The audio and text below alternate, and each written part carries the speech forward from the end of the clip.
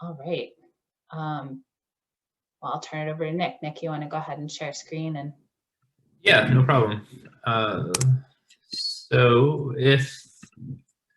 yeah, I found Google Slides to be actually, or Google Sheets or the Google Suite to be quite usable and just like really intuitive. So making histograms is a pretty straightforward process.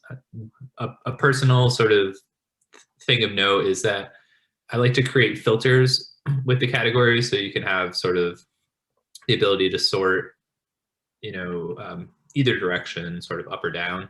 And having the FIDs is nice because you can sort of revert back to the original file and make choices and things like that. But to actually get a histogram is quite simple. In fact, so if you highlight a column worth of data, and you can see towards the bottom that there are just nearly 11,000 counts in the Prism raster from the precipitation file. So it's really like just a couple of clicks and you can get a histogram. So in the top bar you have a series of texts and colors and so forth, but the insert chart button will get us to the histogram. So when you click it, it might take a moment or two to load, and it's going to spit out sort of their interpretation of what they think the data should be presented as. But it's a very customizable graph.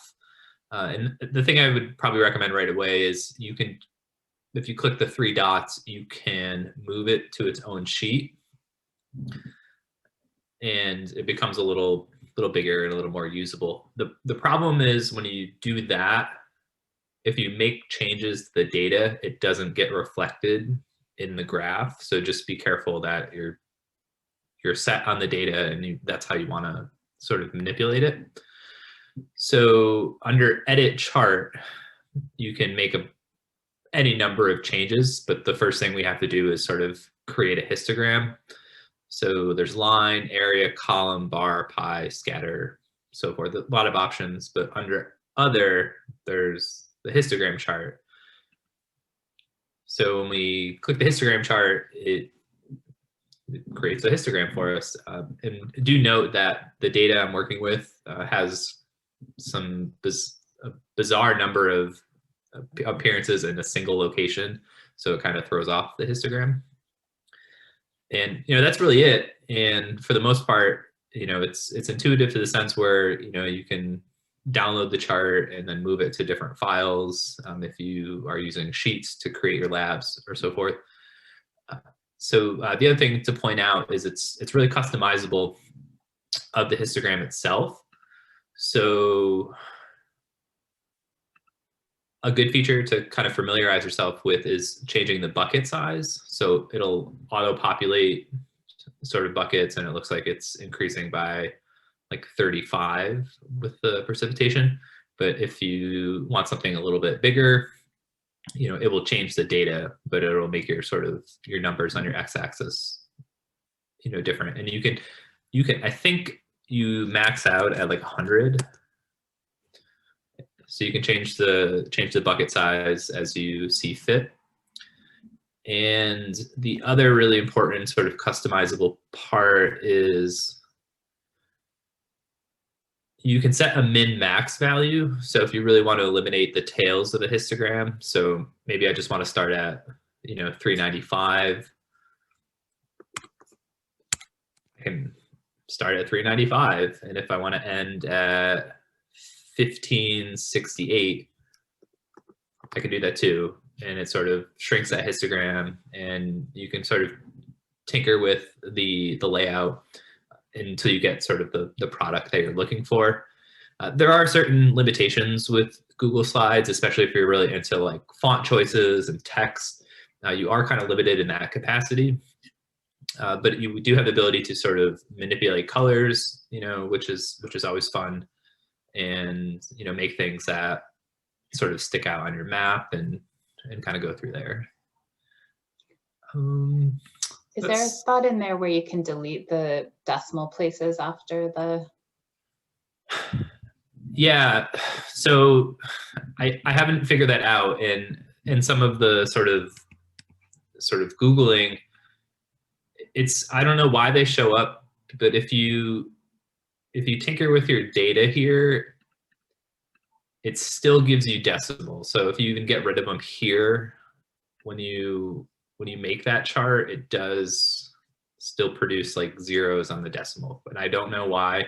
And I think there are some back-end ways to eliminate those. I know it adds a little like sort of unnecessary information that when you're looking at a lot of it, it could be problematic. But I found if you orient your numbers at a slant of 90 degrees, it looks a little bit better. So it looks a little less crowded, and then you can export those and do things like that. So for the most part, that's really it. It's a, so there's a bit of customizability with these things. And I will note that when you export and download your chart, even as a PNG, depending on the size of your document, it's quite possible you're going to lose some quality. So if blurred images is a thing that bothers you, then you may find out that, well, it's pretty clear. But you could, so it is nice, and you can actually eliminate the background too, which I found really helpful on the chart style. So if you print these in transparent formats, you can have a little more flexibility with your sort of design and layout. But overall, I think it's a pretty intuitive process, and it does the trick. Awesome. Can I ask a quick question? Yeah, of course.